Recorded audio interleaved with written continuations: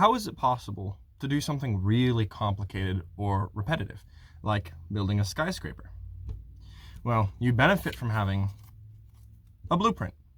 Blueprints are a pattern of lines and words on paper that let you know how to build a skyscraper. A skyscraper is just a pattern of steel and wool put together in a very specific way. What connects these two patterns together? The answer is rules. Rules act as a glue and a machine for making patterns. Remember that this all boils down to information. So a pattern and a rule can be very simple, single pieces, or they can be large and complex. A really simple pattern is a green block. A really simple rule is just to put down a green block. A slightly more complex rule is to put down a red block on top of that green block, and then put a green block on top of a red block, and repeat. This creates a pattern of alternating red and green blocks. That repetition in this rule also makes the pattern infinite, as long as I have enough blocks. This is an example of how a rule can create a pattern, and we can have as many rules as we want. The funny thing is, sometimes if we have a rule, we don't need the full pattern.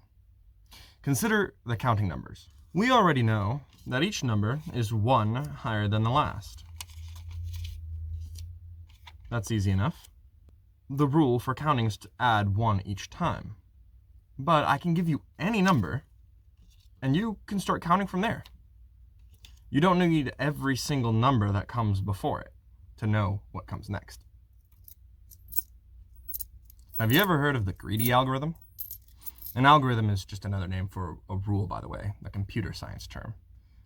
You've used it before if you've ever given out change. Let's say I owe you 43 cents, but I want to give you as few coins as possible.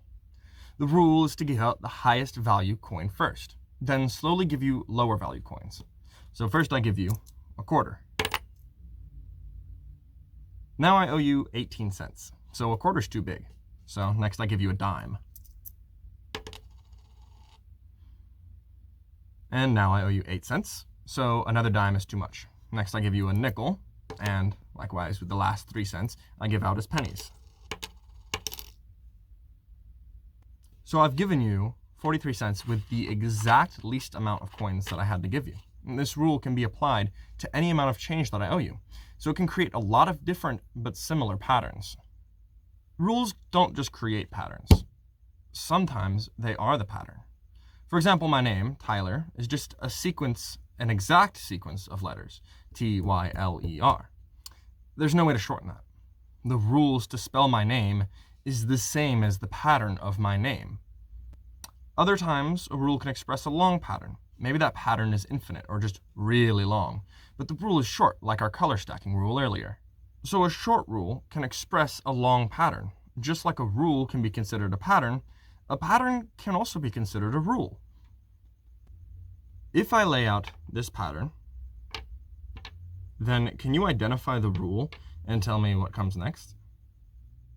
I've talked about how a rule can create a pattern and how it can morph into a pattern.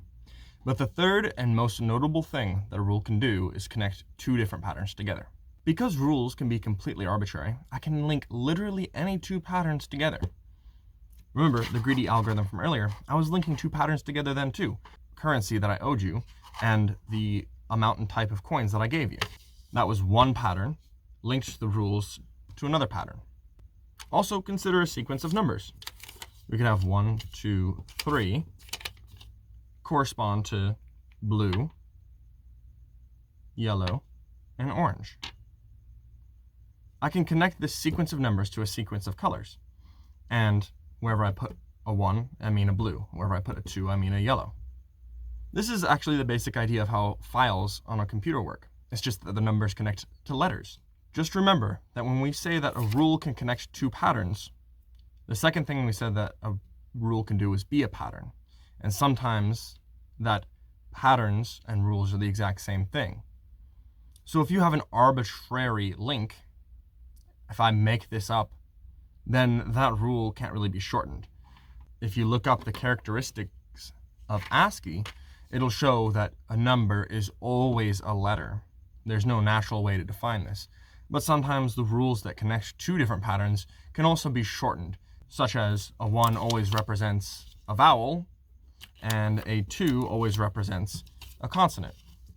Then that kind of shortens a little bit because you'll have that rule of always, if it's a consonant, you know it's a 2, and always, if it's a vowel, then it's a 1. I'd be lying if I said that rules and patterns were always simple. Sometimes they get complicated, but that also means that they can be useful. So now that we've learned about the joyful pair of patterns and rules, it's really time we get to use them. Remember, we get to make these up as we go and derive some of them from nature. There's actually a lot of creativity in how we go about this, so don't be afraid to create some bad rules. After all, rules were made to be broken.